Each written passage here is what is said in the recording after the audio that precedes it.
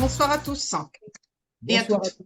Je vais me présenter rapidement pour celles qui ne me connaissent pas encore. Donc, moi, je suis évidemment formateur et conférencier depuis maintenant à peu près 39, enfin 30 ans, pardon, 29 ans.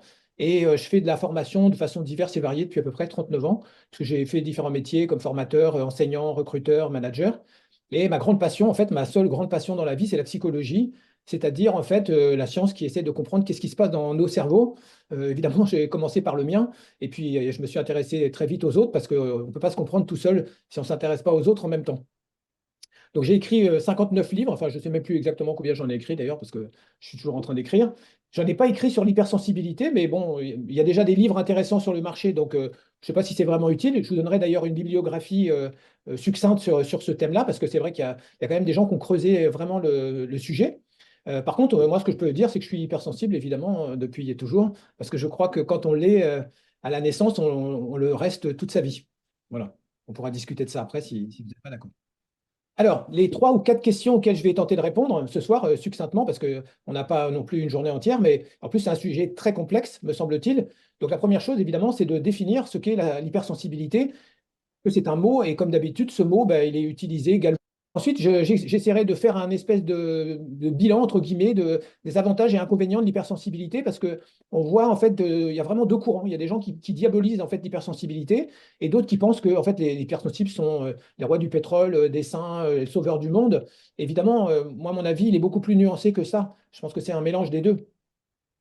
Après, la troisième ou quatrième question qui vont suivre, évidemment, c'est comment on peut transformer justement le négatif en positif, comment on peut faire de quelque chose qui est peut-être gênant un atout dans la vie, s'il ne l'est pas déjà. Et éventuellement, on peut élargir la question à ce qu'on appelle la gestion, même si j'aime pas beaucoup ce terme-là.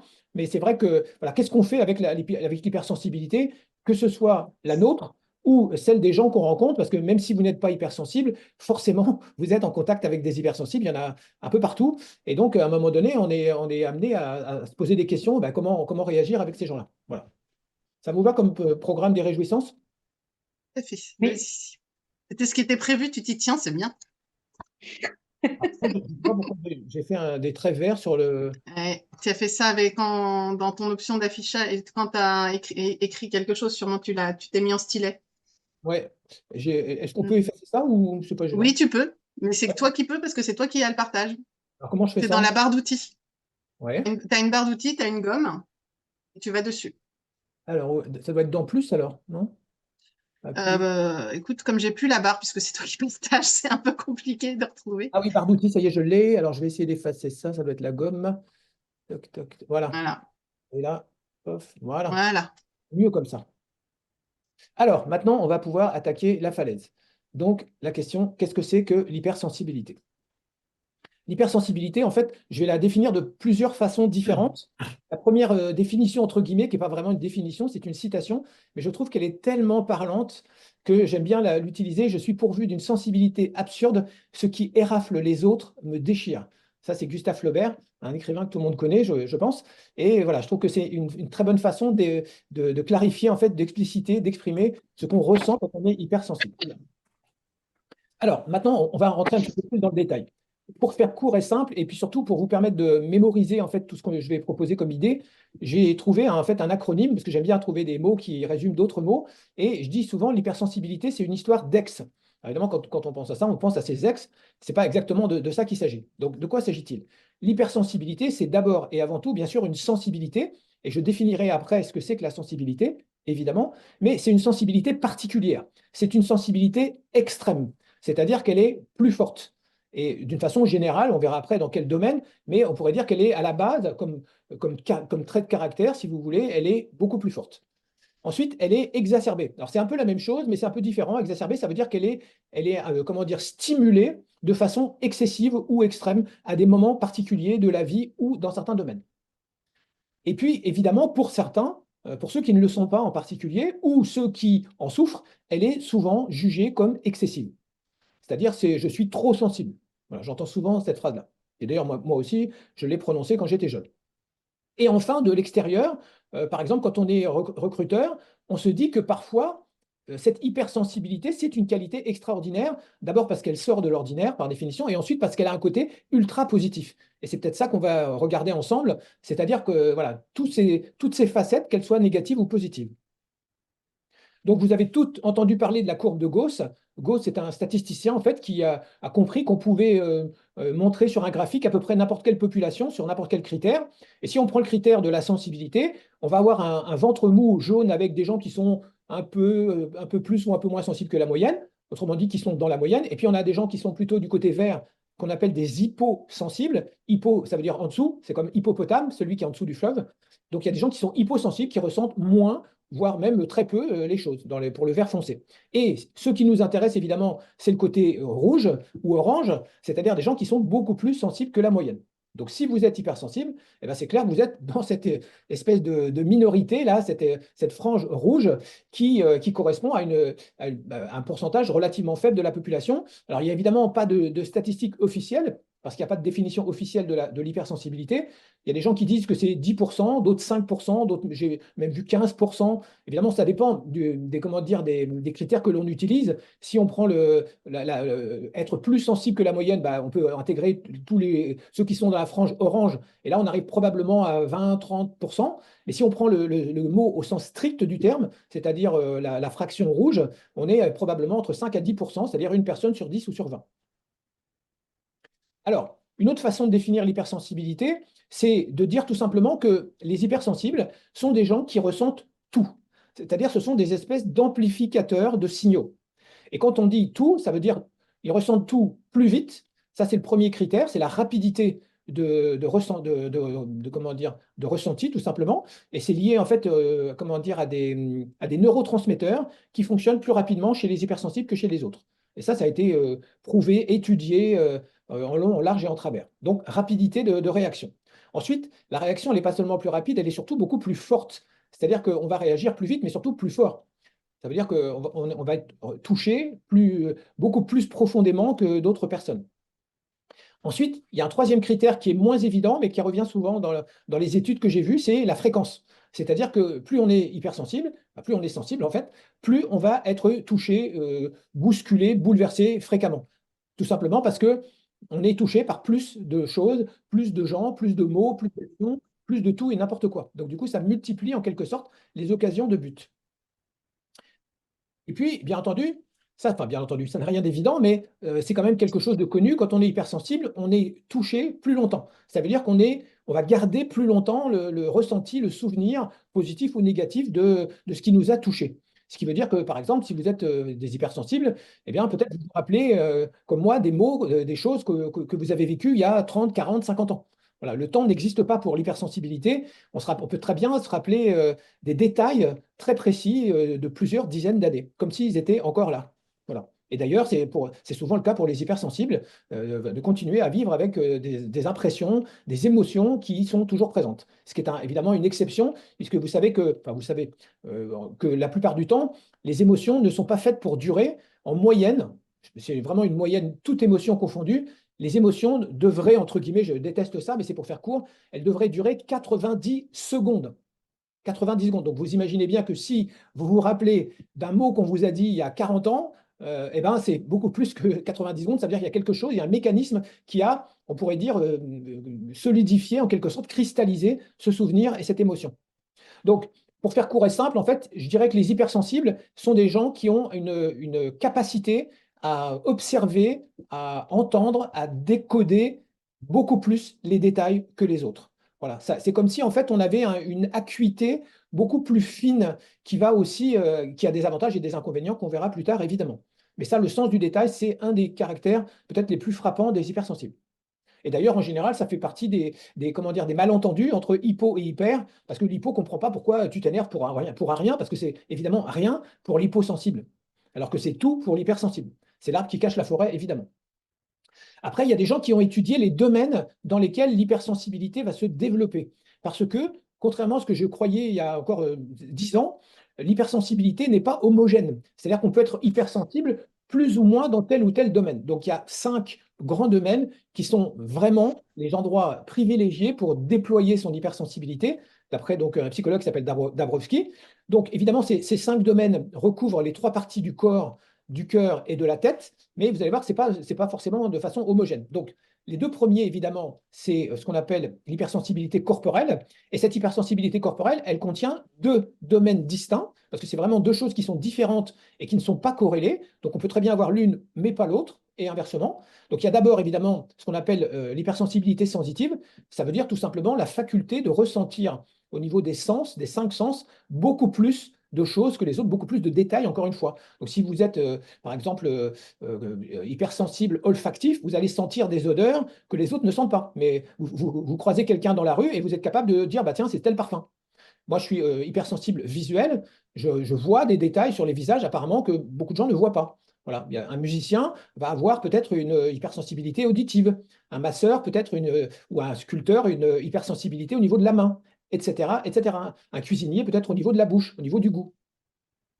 Donc voilà, ça fait en fait déjà dans ce domaine-là, il y a déjà 5 compartiments, on pourrait dire, différents. Après, toujours dans le domaine corporel, il y a ce qu'on appelle l'hypersensibilité motrice. Alors ça, c'est très différent. C'est pas, c'est beaucoup plus actif que passif, que réceptif, si vous préférez. C'est-à-dire que les gens qui ont cette sensibilité-là sont capables, par exemple, de faire du sport ou comment dire, d'utiliser leur corps ou leurs mains pour faire des choses, des actions artistiques, par exemple, un danseur, vous voyez, ou ça peut être un footballeur ou simplement quelqu'un qui va utiliser justement sa sensibilité corporelle motrice pour agir sur le monde extérieur. Donc ça, c'est complètement différent. Et puis, il y a évidemment, à tout seigneur, tout honneur, la grande, on pourrait dire, hypersensibilité émotionnelle, qui est pour certains, mais pas pour tout le monde, le cœur de l'hypersensibilité, parce qu'il y a un débat pour savoir est-ce que tous les hypersensibles sont des hyperémotifs, et le débat, la polémique n'est pas tranchée, donc on pourra en discuter après. Moi, je pense que c'est quand même très corrélé, mais bon, on verra, voilà, il n'y a pas de preuve encore. Et puis après, il y a dans le domaine cérébral, là aussi, il y a 2 sous-compartiments. Le premier, c'est ce qu'on appelle l'hypersensibilité intellectuelle, c'est un peu la mienne d'ailleurs. C'est-à-dire que moi, par exemple, j'ai une hypersensibilité au niveau du langage. Je suis très sensible à un mot de plus ou de moins. Pour moi, ça veut dire beaucoup de choses et c'est pour ça que j'écris des livres. Mais ça peut être, voilà, ça peut être des idées, ça peut être des concepts, ça peut être des tas de choses différentes. Et puis, il y a une autre forme d'hypersensibilité, c'est l'hypersensibilité imaginative. Ça, par exemple, on s'en rend compte généralement chez les enfants qui ont tendance à imaginer un peu tout et n'importe quoi, des loups, des vampires, des histoires et des machins. Sauf que, en fait, cette faculté, elle existe chez tout le monde. Elle est plus ou moins forte et plus ou moins développée ou évidemment inhibée avec l'éducation, l'adolescence et tout ça. Donc voilà. Donc peut-être vous pouvez vous demander quelle est votre hypersensibilité si vous faites partie du club. Ou évidemment, j'ai mis souvent la vôtre, mais ça peut être les vôtres. Vous pouvez en avoir plusieurs. C'est pas du tout, c'est pas comment dire limitatif. Mais déjà, c'est intéressant de savoir que tous les hypersensibles ne sont pas forcément dans le même domaine, ce qui veut dire qu'ils ne se comprennent pas forcément non plus.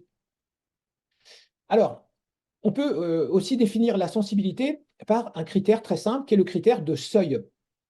Donc, si on part du principe que dans la vie, il y a un certain nombre de phénomènes qui sont des processus. Les processus, c'est l'effet boule de neige, c'est l'incendie, c'est le fait de tomber amoureux, c'est la maladie, c'est le fait de tomber enceinte, entre guillemets, ou de tomber malade. D'ailleurs, tomber, c'est toujours les processus. Eh bien, les processus, en fait, ce sont comment dire, des énergies qui se déploient de façon quasiment automatique et naturelle. C'est-à-dire que c'est comme l'effet boule de neige, en fait, une fois qu'on a lancé le processus, il a tendance à s'auto-alimenter et aller jusqu'à son terme. Et le terme, en général, c'est l'explosion. Donc, ça peut être une explosion positive si c'est la naissance, et ça peut être une explosion négative si c'est un conflit, par exemple, qui va dégénérer en violence. Donc, la question est la suivante. À partir de quand vous allez détecter que ce processus est lancé? C'est ce que j'appelle le seuil de perception.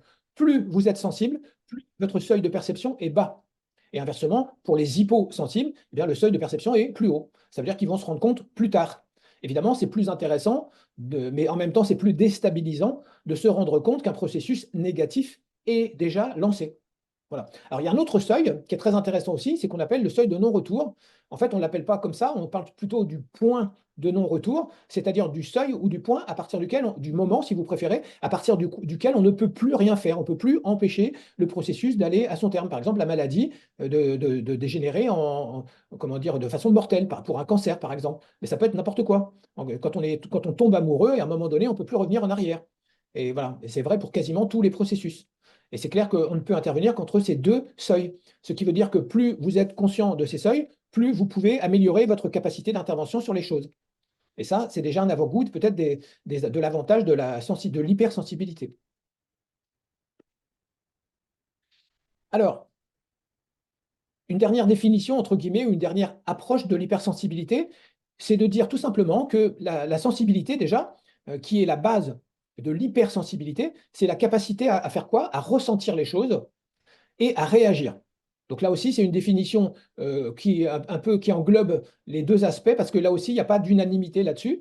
Et en général, ça s'explique par le fait que les réactions émotionnelles se font en général une demi-seconde après, par exemple, la sensation corporelle. Donc évidemment, c'est très difficile de séparer en fait le ressenti de la réaction, parce que vous imaginez bien, une demi-seconde, c'est quasiment instantané. Ce qui veut dire en fait que quand on est touché par quelque chose ou par quelqu'un, eh bien, on réagit quasi instantanément. Donc, moi, je pense que c'est très difficile de séparer ces deux facettes de la sensibilité.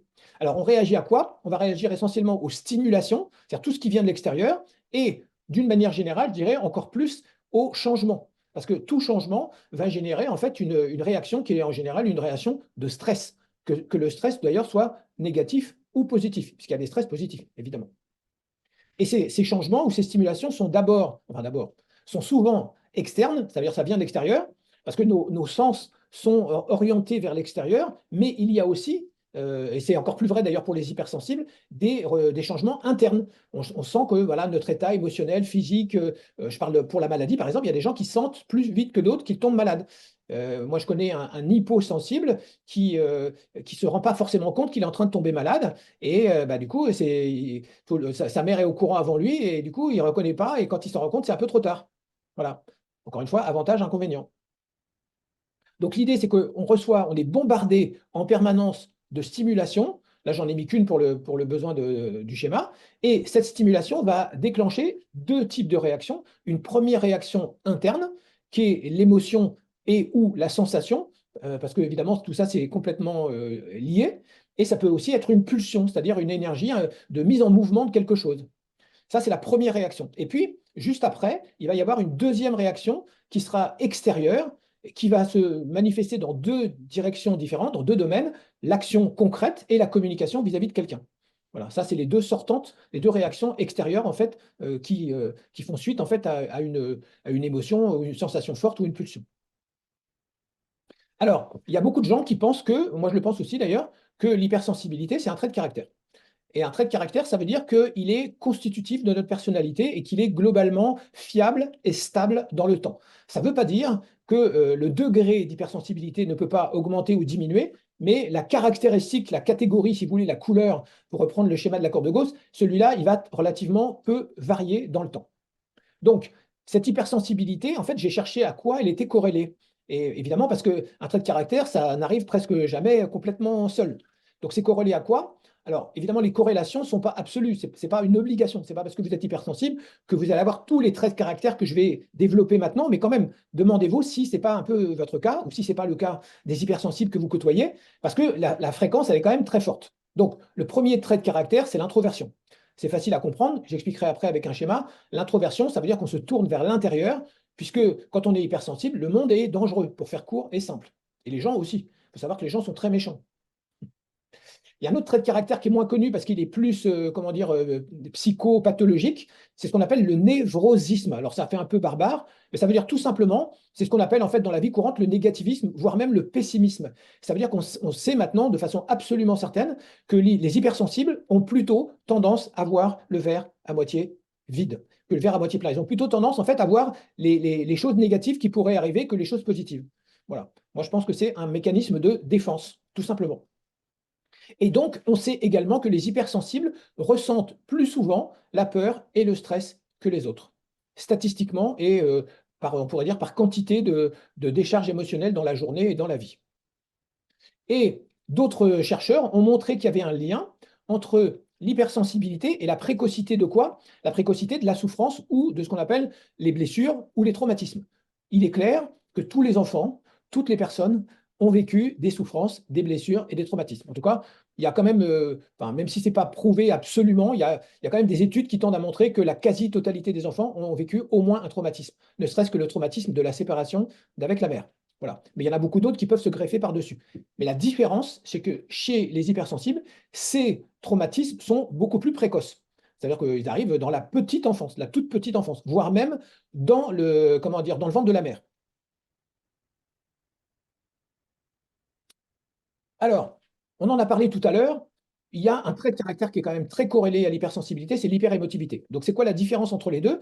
L'hypersensibilité, c'est le fait de ressentir les choses très fortement. L'hyperémotivité, c'est le fait d'extérioriser, en fait, d'avoir des émotions comme la peur, le stress, mais aussi la colère ou la tristesse qui vont être exagérées ou en tout cas amplifiées.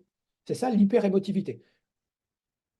Et puis, il y a un autre trait de caractère que j'ai découvert assez récemment d'ailleurs, qui est assez évident quand on réfléchit, quand on côtoie des hypersensibles, c'est la complexité. Les hypersensibles sont plus compliqués, comme on dit, dans la vie quotidienne que les autres. Ils ont tendance à couper les cheveux en quatre, à peut-être avoir des problèmes là où il n'y en a pas. En tout cas, comme ils ont le sens du détail, eh ben, ils vont rentrer dans les détails. Voilà. Ils ne vont pas se contenter d'une vision globale des choses. Et puis, il y a un autre trait de caractère qui est corrélé, là aussi, pas de façon systématique, hein, ce n'est pas du 100%, mais quand même, il y a un lien entre l'hypersensibilité et l'empathie. On sait que plus on est hypersensible, plus on a des chances d'être empathique. Voilà, ça c'est aujourd'hui, c'est accepté par quasiment tous les chercheurs. Alors maintenant, on va revenir là-dessus, sur ce point crucial de savoir comment l'hypersensibilité se développe, comment elle s'installe en nous.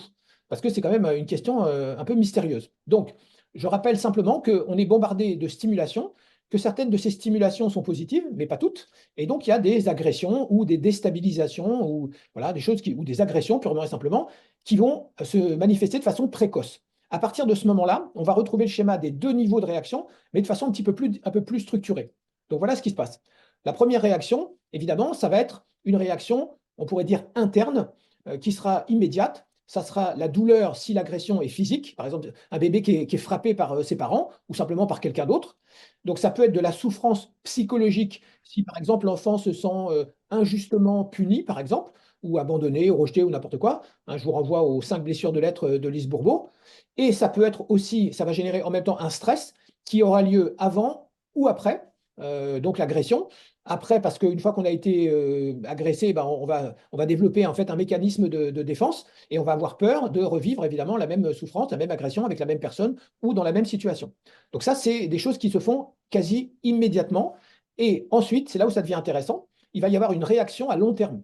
Et cette réaction à long terme, c'est elle en fait qui va structurer notre personnalité en développant un certain nombre de qualités, de traits de caractère que vous pouvez voir s'afficher à l'écran, à commencer par l'hypersensibilité. Ça veut dire qu'en fait, le seuil va commencer à diminuer pour détecter justement les signaux faibles négatifs plus vite, plus tôt, pour pouvoir justement les détecter plus précocement et donc pour pouvoir éventuellement s'en protéger. Et l'introversion, bah, c'est un mécanisme qui consiste à mettre son centre de gravité à l'intérieur, parce que, comme je l'ai dit un peu de façon humoristique et provocative, bah, pour l'introverti, le monde est dangereux, les gens sont méchants et la sécurité, le bien-être est à l'intérieur, pas à l'extérieur.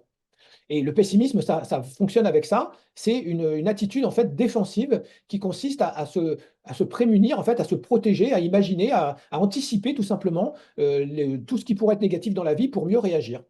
Voilà. Mais le prix à payer, c'est probablement l'anxiété. Les hypersensibles, les enfants hypersensibles sont presque toujours plus anxieux que les autres et aussi presque tous hyper émotifs.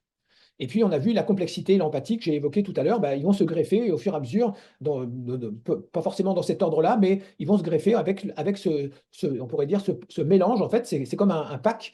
En fait, c'est comme un groupe de traits de caractère qui se renforcent, qui se complètent et on pourrait dire, structurent en quelque sorte, qui s'entraident d'une certaine façon. Voilà, il y a certainement d'autres traits de caractère qui n'ont pas forcément été encore mis à jour ou prouvés, mais en tout cas, ceux-là, on est sûr qu'ils vont fonctionner comme ça. Alors, maintenant, on va rentrer dans la question qui fâche, c'est-à-dire, est-ce que c'est un avantage ou un inconvénient d'être hypersensible? Donc, comme je voulais un petit peu laisser entendre au début, c'est d'abord un inconvénient parce que quand on est hypersensible, on ressent tout ce qui est négatif, évidemment, plus fort. Donc, on est plus souvent déstabilisé pour un oui ou pour un non. Typiquement, si vous êtes hypersensible, c'est la sonnerie du téléphone qui vous fait sursauter. Alors qu'un hyposensible, et j'en connais un, et même l'alarme de son téléphone ne le réveille pas. Vous voyez, il y a des gens qui ne sont pas réveillables comme ça. Voilà, c'est parce que leur seuil est beaucoup plus haut. Donc, si on a plus de déstabilisation, on a aussi souvent plus de déception. C'est-à-dire que par rapport à des attentes, ben, les attentes ne sont pas toutes forcément satisfaites. Et du coup, ça va générer cette déception plus fréquemment. Il va y avoir aussi plus de réactions. Et encore une fois, les réactions sont pas forcément bonnes et pas forcément appropriées, pas forcément adaptées en termes de degré également. Donc, plus de réactions, c'est aussi plus de risques. Ce qu'on remarque aussi, c'est que les hypersensibles deviennent assez rapidement des enfants plus exigeants que les autres, et c'est encore plus vrai, semble-t-il, avec le temps, ce qui va avoir encore d'autres conséquences d'ailleurs en cascade. C'est-à-dire, en l'occurrence, on s'aperçoit qu'il y a un lien entre l'hypersensibilité et le perfectionnisme. Le perfectionnisme, c'est quoi? C'est une exigence irréaliste, c'est-à-dire extrême, qui n'est pas, comment dire, adaptée à la réalité, à la situation, aux personnes, aux choses et voilà, et aux gens. Et puis, souvent, encore une fois, il n'y a pas d'obligation, hein, mais souvent, on s'aperçoit que les hypersensibles sont plus susceptibles que les autres. On verra après, si ça vous intéresse, la différence qu'il peut y avoir entre l'hypersensibilité, enfin la sensibilité et la susceptibilité. Mais c'est vrai que la susceptibilité va se greffer sur la sensibilité. Donc, si on est hypersensible, on risque d'être hyper susceptible. Et d'une façon générale, je dirais que l'hypersensibilité va amplifier toutes les émotions négatives, évidemment, à la fois en fréquence et en intensité. Et donc, au total, en fait, les hypersensibles souffrent plus que les autres. Et surtout, me semble-t-il, dans leur enfance. Pourquoi dans l'enfance? Parce que quand on est enfant, on a moins de protection, moins de boucliers, moins de défense que quand on grandit et qu'on devient adolescent puis adulte, tout simplement. Donc voilà, ça c'est on pourrait dire le grand inconvénient de l'hypersensibilité, c'est que tout est démultiplié et le négatif aussi. Alors, après, vous pouvez réfléchir, je vais passer rapidement les émotions les plus fréquemment associées à l'hypersensibilité. Encore une fois, je ne peux pas les mettre toutes parce que des émotions, il y en a des dizaines et des dizaines, mais on sait que la première famille, c'est tout ce qui concerne la peur, évidemment, la peur de souffrir à nouveau. Ça, c'est toute cette famille-là concerne les hypersensibles plus que les autres. Et puis, il y a aussi le choc, le fait d'être bousculé, d'être déstabilisé, comme je disais. Bon, le dégoût, c'est probablement l'émotion la plus naturelle, ou certains disent que c'est même la première émotion que ressent le bébé. Et puis, il y a aussi, bien sûr, la tristesse, parce que la tristesse, c'est clair que comment dire, elle accompagne la déception. Donc, on a vu qu'il y avait plus de déception. Et donc, on sait qu'il y a plus, quand les hypersensibles ont plus de chances d'être dépressifs, tout simplement. Voilà. Et d'une manière générale, il y a le fait de ressentir des blessures, en fait, de se sentir blessé pour un oui ou pour un non. Ça, c'est évidemment, comment dire, augmenté par cette hypersensibilité qui va se nicher aussi dans tous les coins, dans toutes les possibilités, dans toutes les émotions, y compris bien entendu la culpabilité, mais aussi bien sûr la colère. La colère, bah, en fait, c'est une réaction d'agressivité quand on pense que nos droits, nos besoins ne sont pas satisfaits et ils devraient l'être. Voilà, donc plus on est hypersensible, plus on a des chances, entre guillemets, ou des malchances de développer des addictions à toutes ces émotions négatives. Et encore une fois, je ne peux pas faire la liste absolue parce qu'il y en a certainement beaucoup d'autres encore, mais toutes celles-là, en tout cas, on sait qu'il y a des liens directs avec l'hypersensibilité. Voilà. Donc réfléchissez si vous êtes concerné ou si vous avez été concerné par l'une ou l'autre de ces émotions. Alors, ce qui est intéressant, c'est de se rappeler que l'hypersensibilité, c'est une quantité qui devient une qualité. Et le fait que les réactions sont plus fortes, elles sont forcément toujours trop fortes, soit pour l'autre ou pour les autres, soit pour nous-mêmes, parce que des fois, on se dit, mais quand même, je ne devrais pas réagir comme ça. Mais mais encore une fois, c'est facile à dire et c'est difficile à gérer, c'est difficile à contrôler. Donc, elles sont quelque part toujours disproportionnées. Peut-être on vous a dit ça, que vos réactions étaient disproportionnées. En tout cas, c'est ce que disent en tout cas tous les hippos et même les gens qui sont au milieu ont tendance à être plutôt critiques vis-à-vis des réactions des hypersensibles. Voilà, parce que c'est toujours jugé comme quelque chose d'exagéré. Et donc, évidemment, parfois inadapté. On a vu que c'est pas parce qu'on réagit vite et fort qu'on réagit forcément bien. On sait par exemple que la colère est souvent mauvaise conseillère. Et on sait également que la peur est un réflexe de défense naturel, mais que trop de peur va nous faire perdre tous nos moyens, par exemple, et au lieu de fuir, ça peut nous tétaniser, ça peut nous paralyser. Donc, Encore une fois, il faut se poser la question, est-ce que ces réactions, à partir d'un certain seuil, est-ce qu'elles ne deviennent pas contre-productives puisque normalement les émotions, c'est fait pour nous aider à réagir, mais trop d'émotions, bah, ça peut nous empêcher de réagir ou nous empêcher de réagir correctement. Par conséquent, la plupart des hypersensibles sont incompris ou incompréhensibles, soit en général, soit sur le moment, parce que évidemment, ce n'est pas la réaction entre guillemets de la plupart des gens. Et donc, la conséquence de ça, c'est quoi? Bah, c'est souvent une forme de solitude. Alors, soit une forme de solitude psychologique, c'est-à-dire un sentiment de solitude, le sentiment d'être incompris. Et souvent, ça peut être aussi carrément l'attitude qui consiste à se renfermer, comme on dit, c'est-à-dire à s'isoler pour tout simplement être en sécurité avec soi-même et ne pas avoir à s'expliquer, à se justifier vis-à-vis des autres. Et voilà, ne pas avoir à vivre aussi le jugement et le rejet des gens qui ne comprennent pas cette réaction extrême. Alors maintenant, on va voir les avantages de l'hypersensibilité. Et si vous l'êtes, vous savez qu'il y en a beaucoup. En tout cas, vous avez certainement fini par les découvrir au fil du temps et de l'expérience, parce qu'en grandissant, je crois qu'on s'améliore et surtout on apprend à se protéger. Et on apprend beaucoup de choses. Donc, le premier avantage, évidemment, de l'hypersensibilité, c'est qu'on réagit plus. On réagit plus vite, plus fort, plus tout. Donc ça, c'est un avantage. Pourquoi? Parce que dans la vie, parfois, il faut réagir, et ne serait-ce que pour survivre, ne serait-ce que ne serait-ce qu'au travail, des fois, il faut réagir vite. Et donc, ça peut être un atout d'avoir cette capacité à réagir plus vite, plus facilement, plus rapidement que d'autres personnes. D'une certaine façon, ça peut aussi améliorer la capacité d'adaptation, à supposer bien entendu qu'on soit capable de ne pas se laisser entraîner ou dominer par ses émotions quand elles sont trop fortes. Mais la réactivité, la réaction, tout simplement, c'est le mécanisme d'adaptation. Donc on pourrait dire que plus on est hypersensible, théoriquement, on devrait pouvoir s'adapter mieux, ou en tout cas plus vite. Et ça, c'est quand même un atout. Si on continue la logique, on peut penser que les hypersensibles peuvent être, ils ne le sont pas forcément tous, tout le temps, tout de suite, mais on peut le devenir plus efficace. L'efficacité, c'est quoi? C'est la capacité, en fait, à avoir plus de résultats avec moins d'efforts. Et c'est facile à expliquer ou à justifier si on se rappelle que la sensibilité, c'est une question de seuil, que chez les hypersensibles, le seuil de perception est beaucoup plus bas, et donc on va réagir plus vite. C'est-à-dire qu'on va par exemple arrêter ou enrayer un processus négatif, quel qu'il soit, la maladie, le stress, les conflits, on peut l'enrayer plus vite, avec moins d'efforts, moins de temps, moins de moyens. C'est quand même un avantage. Et puis, moi j'ai remarqué que la plupart des hypersensibles sont souvent beaucoup plus perspicaces, peut-être pas forcément plus lucides, mais en tout cas plus perspicaces, ça veut dire qu'ils perçoivent mieux les détails, puisqu'on a vu que c'était leur domaine, les petits détails, les micro-signaux, comme on dit. Et donc, ça peut être un avantage dans la communication non verbale, dans la détection des mensonges, dans plein de domaines.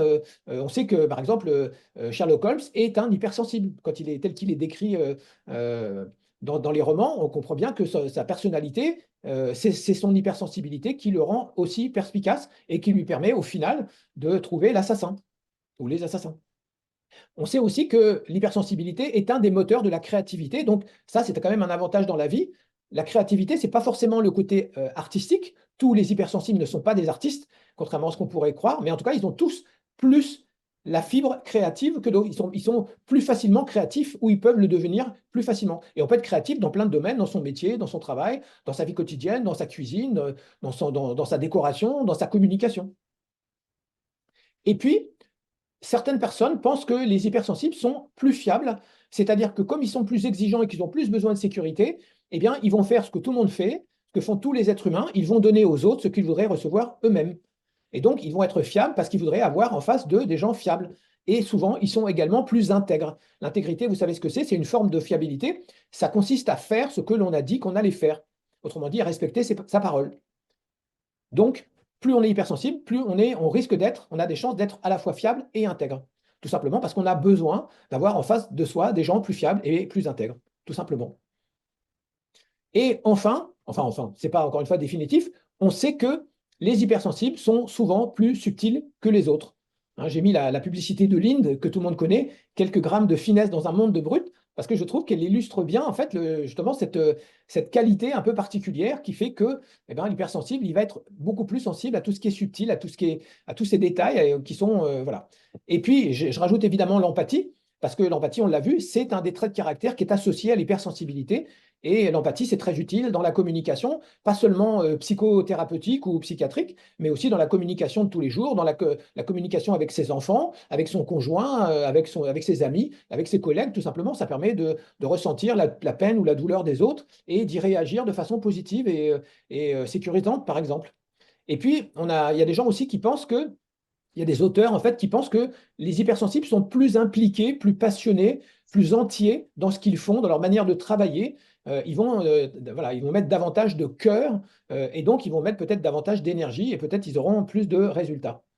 Et enfin, il y a aussi un autre auteur, enfin il y a deux auteurs qui pensent que avec le temps, pas chez les enfants encore une fois, mais avec le temps, les hypersensibles deviennent plus contrôlés, voire plus contrôlants, tout simplement parce que c'est insupportable de subir en fait ces espèces de tsunamis émotionnels, ces hauts et bas, et donc par nécessité, pour tout simplement apprendre à retrouver, à recréer du calme, eh bien ils apprennent le self-control. Et puis aussi peut-être parce qu'ils aimeraient qu'en face d'eux, on ait des gens, ils aient des gens qui le fassent de la même manière. Voilà, donc demandez-vous quels sont les avantages dont vous avez conscience déjà si vous êtes vous-même déjà hypersensible. Mais tu viens juste de dresser le portrait d'un assistant ou d'une assistante, hein. Ah oui? Bon, ben, c'est bon à savoir, hein. Je note, hein, si un jour je veux recruter une assistante ou un assistant, j'ai le profil devant les yeux. C'est ça.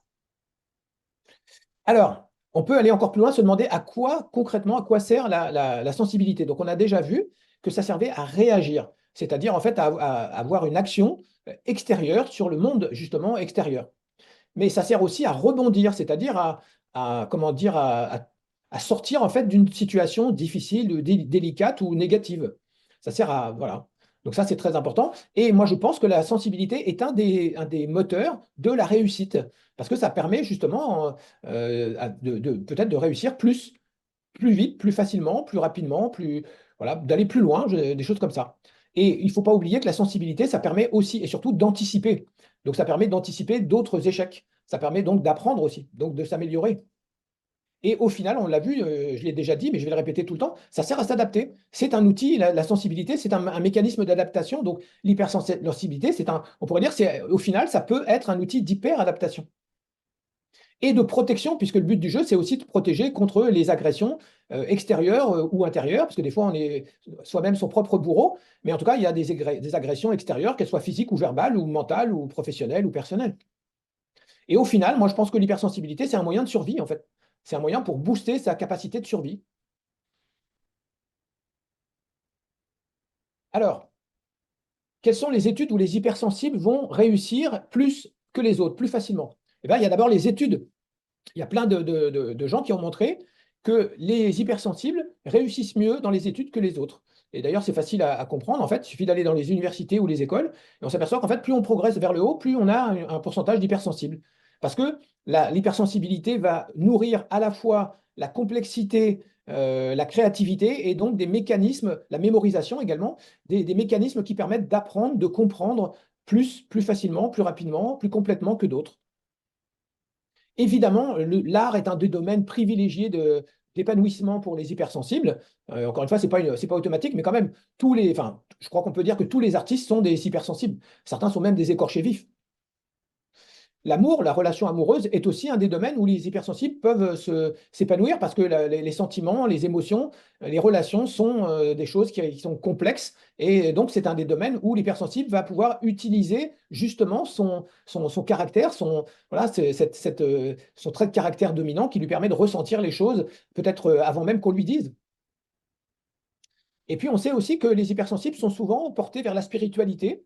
Il y a d'ailleurs un livre qui a été écrit là-dessus, sur les hypersensibles spirituels, qui est un très bon livre d'ailleurs, que je vous donnerai à la fin. Et évidemment, la psychologie est un autre domaine où on trouve beaucoup d'hypersensibles, tout simplement parce que d'abord, les hypersensibles sont en général un peu comme moi, ont envie de comprendre l'être humain, envie de se comprendre eux-mêmes et de comprendre leurs proches. Et puis parce que la psychologie, par définition, c'est quelque chose de très complexe. Et donc, les hypersensibles vont pouvoir utiliser, en fait, j'ai envie de dire, presque en toute liberté, justement, cette faculté incroyable d'aller vraiment profondément dans la complexité du cerveau humain. Et on sait également qu'il y a un lien entre l'humour et l'hypersensibilité. La plupart des humoristes sont des hypersensibles, avec évidemment des variables et des variantes dans leur style, évidemment, mais On sait que leur humour est souvent nourri par leur hypersensibilité. Certains ont même eu la capacité en fait, à utiliser leurs blessures et leurs souffrances d'enfant et de les transformer justement pour faire rire les autres. Et enfin, je rajouterai un ou deux domaines, c'est surtout le soin, puisque moi j'interviens beaucoup dans le domaine du soin aujourd'hui, et je me suis aperçu qu'il y avait beaucoup d'hypersensibles dans le domaine du soin, dans les métiers médicaux, paramédicaux, tous ceux qui accompagnent les personnes âgées, mais aussi les handicapés mentaux, les enfants, donc les personnes fragiles qui ont besoin justement d'être écoutées, entendues, compris, accompagnées. Et donc c'est un outil fabuleux et un domaine de prédilection. Et peut-être, ça c'est une question, je n'ai pas de certitude là-dessus, mais je me suis laissé dire par des collègues que dans le domaine de la justice, il y avait beaucoup d'hypersensibles, parce que par définition, la justice, hein, surtout la justice en France, elle est très complexe, parce que le droit est très complexe, et que des fois, ça demande beaucoup de subtilité, justement, pour savoir est-ce qu'on va condamner ou pas, et, voilà, et quel type de sanctions éventuellement, parce que c'est des arbitrages, et ça demande beaucoup de subtilité, beaucoup de sensibilité pour faire ce travail-là. Alors maintenant, on va se poser la question comment alchimiser l'hypersensibilité, c'est-à-dire comment transformer la partie négative l'inconvénient en quelque sorte en avantage. Et j'aime bien citer cette phrase d'André Gide, qui était un écorché vif, donc un hypersensible. Moi, j'ai une épine dans le pied, mais je saute plus haut que les autres. Donc c'est ça l'idée de base, c'est de réfléchir à comment votre hypersensibilité, qui était peut-être au départ une souffrance, en tout cas qui s'est greffée sur une souffrance, une agression, une blessure ou un traumatisme précoce, comment petit à petit vous l'avez transformé en point fort, comment vous avez surcompensé ce point faible. Donc, la première chose, en fait, il y a deux grandes choses à faire pour faire de l'alchimie. L'alchimie, vous savez, c'est ce qui consiste à transformer le plomb en or. Il y a tout simplement déjà de prendre conscience de vos points forts actuels. Quels sont vos points forts aujourd'hui? Et vos points forts, en fait, vous pouvez les trouver assez facilement parce qu'on les trouve quand même presque toujours dans des domaines assez connus, à savoir déjà quels sont vos besoins dominants, parce que vos besoins sont vos sources d'énergie. Donc, c'est quoi votre besoin dominant qui va vous donner la pêche, qui va vous donner l'énergie, qui va irriguer en fait vos envies, vos désirs, vos attentes, vos exigences? Voilà, c'est quoi la base de tout ça? Évidemment, vos besoins s'appuient sur vos blessures et ou sur vos besoins insatisfaits de votre enfance. On est clair que les besoins ne disparaissent pas, ils vont juste se transformer. Donc, est-ce que comment dire, votre hypersensibilité a nourri votre intelligence? Est-ce qu'elle vous a obligé à devenir plus intelligent? Ça, c'est une question qu'on peut se poser quand même. Est-ce que votre hypersensibilité a généré au fil du temps un talent particulier? Je crois que j'avais fait pour l'association une petite micro-conférence sur le Tout à talent. fait. Voilà. Et moi, je suis vraiment comment dire, passionné par cette question du talent parce que je suis arrivé à la conclusion, en tant que recruteur d'abord, et puis en tant que tout simplement psycho, machin truc, qu'on a tous un talent. Donc tout le monde a un talent et tout le monde n'a qu'un seul talent. On a des centaines de compétences, mais on n'a qu'un seul talent. Et le talent, il est construit précocement par rapport évidemment à nos blessures. Donc il s'inscrit directement sur notre hypersensibilité. Après, on va reparler de résilience, évidemment, parce que la résilience, c'est quasiment la définition même de l'alchimie. C'est comment transformer le plomb en or, comment transformer la souffrance en point fort. C'est quoi votre résilience la plus forte, la plus grande? Celle qui vous a permis de sauter de l'autre côté de la rive, de traverser le fleuve. Et puis, tout simplement, on peut se demander quelle est votre différence positive. Qu'est-ce que les gens recherchent chez vous, que ce soit en tant que professionnel, mais aussi en tant que personne? Moi, je pense qu'on est de toute façon toujours attiré par la différence, parce que la différence, c'est une source de richesse, c'est la base de la communication. Mais encore faut-il en avoir conscience, et on n'est pas toujours conscient de notre différence la plus forte, la plus profonde. Tout simplement parce qu'on vit avec nous-mêmes et on finit par s'habituer. Et on finit par trouver, entre guillemets, normal cette différence qui ne l'est pas forcément pour les autres. Voilà, peut-être il y a d'autres points fils. Donc ça, c'est la moitié du travail, prendre conscience de vos points forts. Évidemment, l'autre partie du travail, c'est de limiter nos points faibles. En vérité, moi, je pense qu'on n'a qu'un seul point faible, qui est le même pour tout le monde, c'est l'ego.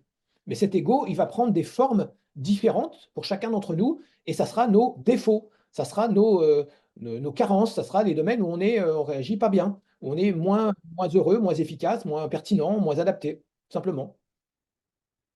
Alors, les besoins, je ne vais pas revenir là, sur ce sujet-là parce que je crois que je l'avais déjà abordé, mais de toute façon, vous le retrouverez dans le diaporama. Moi, je suis arrivé à la conclusion qu'on a 12 besoins essentiels, 12 familles de besoins, et surtout que les besoins sont opposés deux à deux sur ce modèle de la roue en fait, des besoins. Ce qui veut dire que, par exemple, si vous avez un besoin corporel fort, eh bien, ça va désactiver ponctuellement les besoins intellectuels et spirituels et inversement. Voilà. Donc l'idée, c'est on cherche toute la vie à satisfaire nos 12 besoins, mais on ne peut pas satisfaire en même temps deux besoins opposés. Ce qui explique beaucoup de choses, notamment les conflits internes et externes. Donc, c'est quoi vos besoins dominants aujourd'hui? Vos besoins dominants d'adulte, c'est vos besoins insatisfaits de votre enfance. Voilà. Donc, si vous n'avez pas eu de sécurité quand vous étiez enfant, vous allez avoir un besoin de sécurité dominant en tant qu'adulte. Ou l'inverse. Ça peut être, si c'est le besoin de liberté qui était frustré dans votre enfance, c'est celui-là qui va devenir le moteur de votre vie. Comme c'est le cas pour moi, par exemple. Voilà. Et il n'y a pas de hiérarchie des besoins. Ça, c'est une illusion absolue. C'est une erreur. Les besoins sont égaux. Y a pas, ils sont tous aussi, dans l'absolu, ils sont tous aussi bons, aussi vrais, aussi forts l'un que l'autre. Simplement, c'est notre histoire qui va les renforcer ou pas. Un besoin satisfait diminue, un besoin insatisfait augmente. Si vous avez soif et que vous ne buvez pas, vous avez encore plus soif. Et bien, ce qui est vrai à court terme est vrai dans le long terme de la vie, et c'est ce qui va structurer notre personnalité d'adulte, nos besoins insatisfaits de notre enfance. Donc demandez-vous, c'est quoi vos besoins dominants? Et déjà, sur les 12, il y en a que 6 qui peuvent dominer, puisque chaque besoin est opposé à l'autre, et chaque, on pourrait dire, double besoin est un conflit interne que chacun d'entre nous va vivre et ressentir et traverser.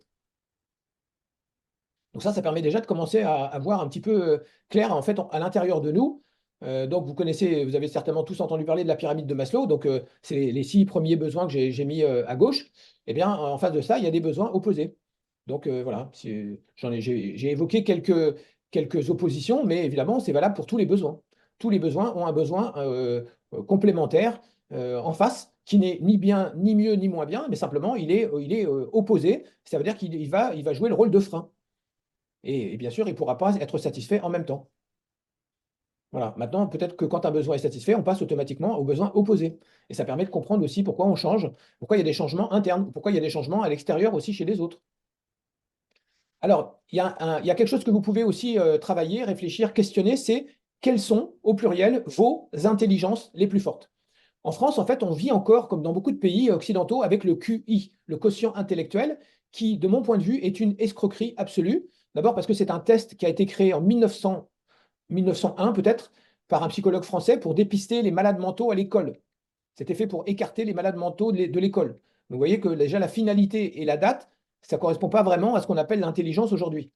Et donc, il y a donc un psychologue américain qui s'appelle Howard Gardner, qui lui a fait une découverte tout à fait évidente, simple, c'est qu'en fait, on peut avoir développé une intelligence sans en avoir une autre. Autrement dit, on peut perdre une forme d'intelligence. Par exemple, chez Alzheimer, il y a des gens qui perdent la mémoire, mais ça veut pas dire qu'ils ont perdu toutes les facultés. Et donc, il a développé l'idée que en fait, les intelligences, l'intelligence était comme un arbre, il y avait peut-être un tronc commun, mais il y a surtout des branches. Et les branches sont autonomes les unes par rapport aux autres. Donc, c'est quoi vos formes d'intelligence les plus fortes, celles que votre sensibilité a nourries?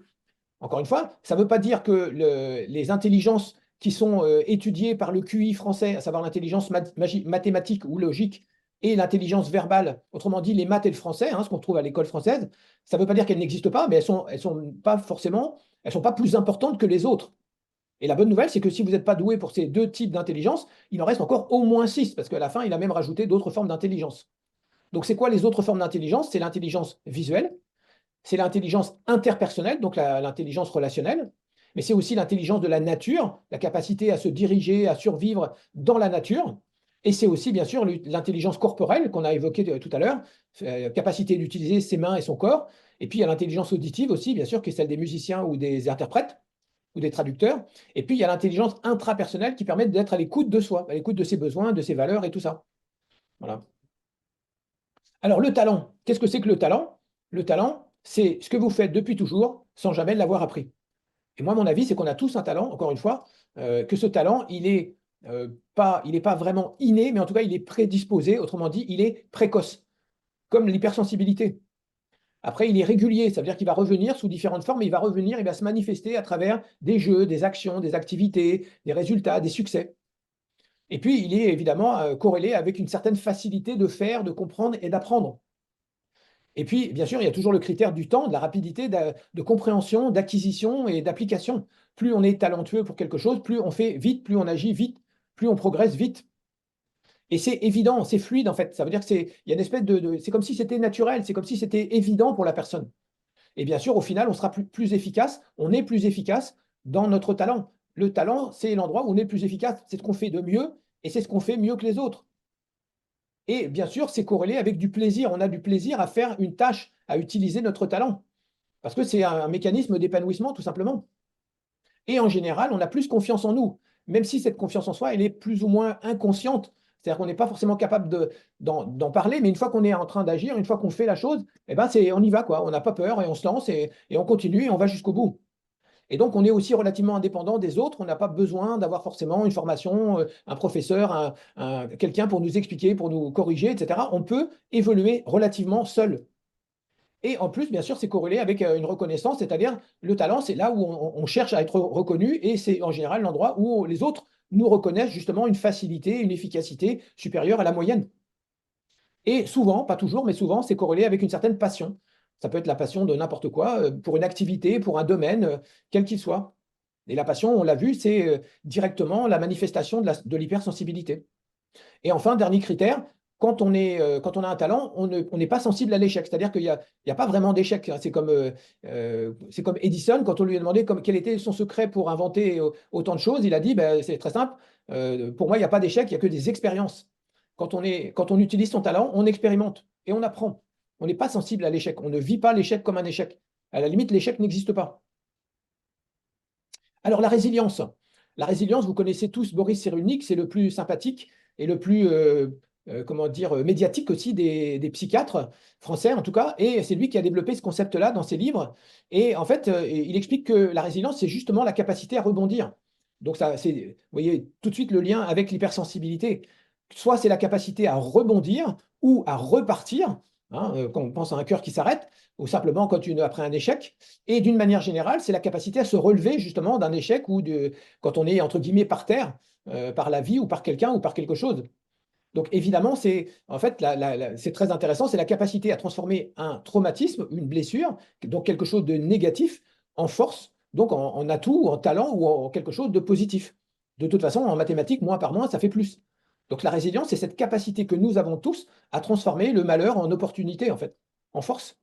Vous connaissez toute la phrase de Nietzsche, ce qui ne me tue pas me rend plus fort. C'est exactement la même chose. C'est presque la définition de la résilience. Donc réfléchissez, quelle est votre résilience à vous?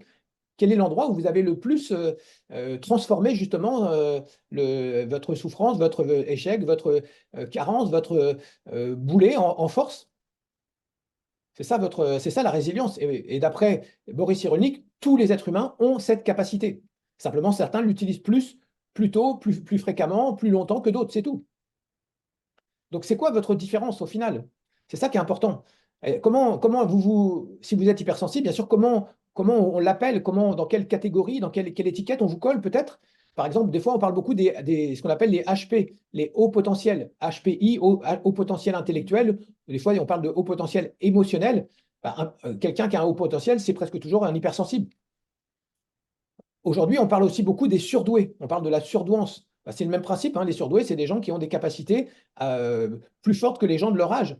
Mais qu'est-ce qui a développé cette capacité-là? Bah, c'est l'hypersensibilité qui permet d'aller plus loin, d'aller chercher plus loin et d'aller plus loin que les autres. Encore une fois, ça peut être le talent. Et on parle aussi des zèbres. Vous connaissez cette image-là, hein, les zèbres. C'est une image qui a été développée justement pour donner en fait un corps à cette histoire de HP ou de surdoué. Mais tout ça, c'est la même chose. Voilà. Et peut-être il y a encore d'autres étiquettes qu'on n'a pas évoquées. Alors, avant de vous donner la parole, en fait, 2 minutes sur comment limiter ses points faibles. Parce que, évidemment, pour être un hypersensible heureux, il faut capitaliser sur ses points forts, mais il faut aussi peut-être se protéger de ses points faibles.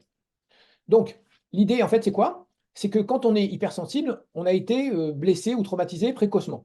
À partir de ça, il y a deux types de réactions possibles. La première réaction, bah, c'est tout simplement de répéter le traumatisme. Et cette répétition, elle peut se faire soit en tant que victime, c'est-à-dire qu'on va attirer d'autres bourreaux ou d'autres situations de traumatisme, traumatisantes, mais on peut aussi devenir bourreau. Bien sûr, j'espère que ce n'est pas votre cas, mais malheureusement, on sait que la plupart des bourreaux sont d'anciennes victimes. C'est comme ça. Donc ça, c'est une possibilité. Et bien entendu, après, bah, certains bourreaux deviennent ce qu'on appelle des pervers narcissiques, c'est le terme un peu à la mode aujourd'hui. Et c'est parce qu'ils ont choisi tout simplement la voie de l'ego, bien entendu. Mais à contrario, on n'est pas obligé de réagir comme ça. On peut réagir aussi en réparant, en cherchant à réparer, en cherchant à se réparer, et aussi en cherchant à réparer les autres, évidemment, parce que l'un ne va pas sans l'autre, évidemment. À ce moment-là, on va devenir plutôt sauveur que victime ou bourreau. Et certains, d'ailleurs, en font leur métier et ça s'appelle des psychothérapeutes. Beaucoup de psychothérapeutes ou de coachs sont des gens qui ont justement transformé l'essai et transformé leur point faible en point fort. Et leur capacité à comprendre les gens qui souffrent vient évidemment de leur histoire et de leur parcours. Donc évidemment, ça, c'est la voie de l'âme, c'est la voie positive. Donc, vous connaissez certainement aussi cette phrase d'André Gide: «Il est bon de suivre sa pente, mais pourvu que ce soit en montant», bien entendu. Voilà. Donc réfléchissez comment vous avez réagi à vos blessures d'enfance. Alors, juste avant de vous donner la parole, peut-être, je vais passer rapidement sur, comment repérer les hypersensibles, parce que je crois que j'avais fait, une visioconférence sur la morphopsychologie Tout à et fait, donc monsieur, moi aussi. J'en ai fait trop.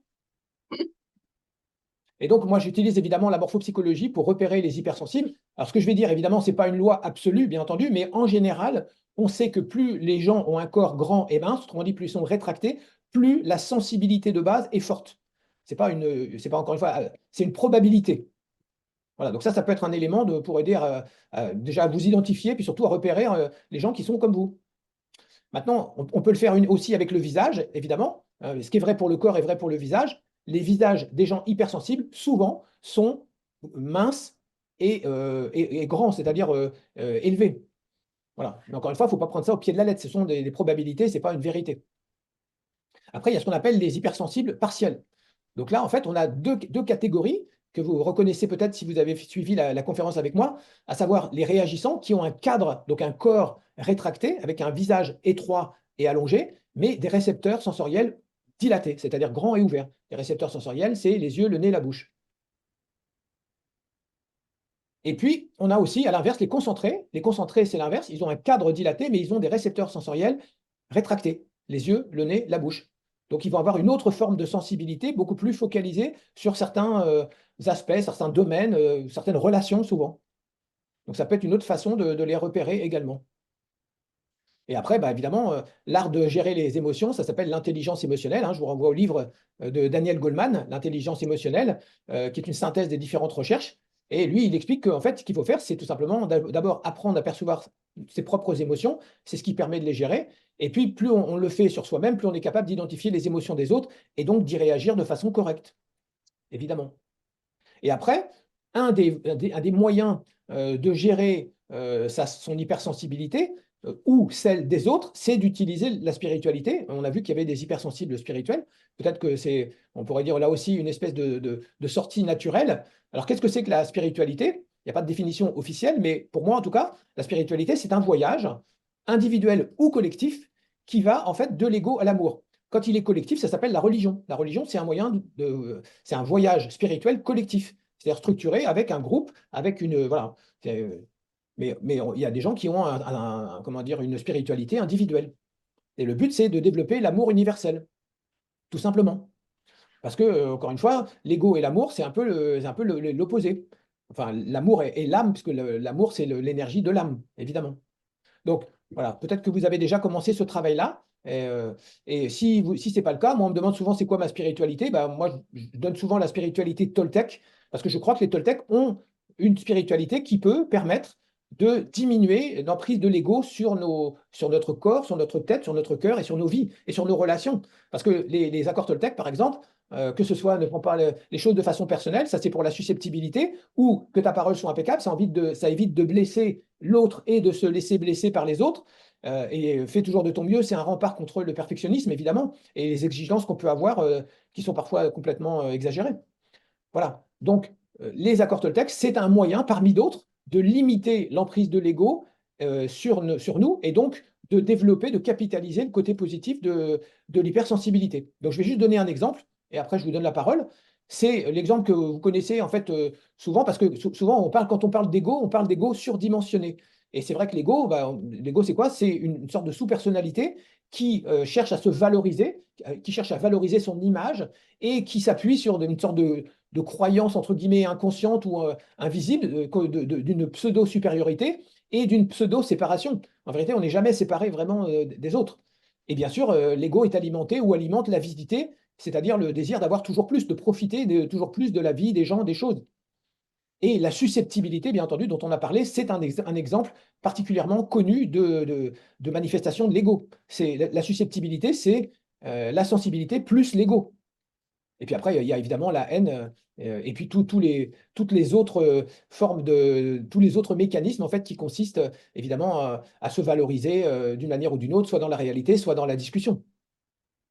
Donc, si on prend l'exemple de la susceptibilité, bah, c'est clair pour moi que la susceptibilité, encore une fois, c'est un mélange dangereux, explosif, de sensibilité qui est une bonne chose, avec l'ego qui est une mauvaise chose. Et le résultat, c'est quoi? Bah, c'est la souffrance. Parce que quand on est susceptible, et moi je l'ai été toute mon enfance, et même une partie de mon adolescence, bah, on souffre beaucoup plus, et souvent pour rien. Donc, l'hypersensibilité, c'est à la fois une faiblesse, un inconvénient, et une force, un avantage. C'est un potentiel, en fait. C'est une richesse, mais c'est une richesse à transformer, à capitaliser, à alchimiser. À vous d'utiliser le terme que vous voulez. Et pour ça, bien sûr, il faut commencer par l'accepter, tout simplement. Et c'est la première chose qu'on a à faire, mais ce n'est pas toujours évident. Parce que pour l'accepter, il faut la reconnaître, c'est-à-dire la regarder et puis comprendre que c'est en fait comme une main tendue, comme une perche qui est en nous. Voilà, donc je vais arrêter de partager. Je vais laisser peut-être le temps qui reste pour les questions. J'imagine qu'il doit y en avoir, les questions ou les témoignages. En tout cas, j'espère que ça vous a éclairé, ça vous a aidé à mieux comprendre votre hypersensibilité ou celle des gens que vous côtoyez. Encore une fois, c'est un sujet passionnant et d'une complexité infinie. Moi, je continue à apprendre des choses, à lire des livres et des articles là-dessus, à discuter avec des gens, parce que c'est un sujet d'une complexité presque infinie. Mais peut-être que déjà, les clés qu'on a posées, ça permet d'y voir un petit peu plus clair. En tout cas, je l'espère. Bien, merci beaucoup. Parce que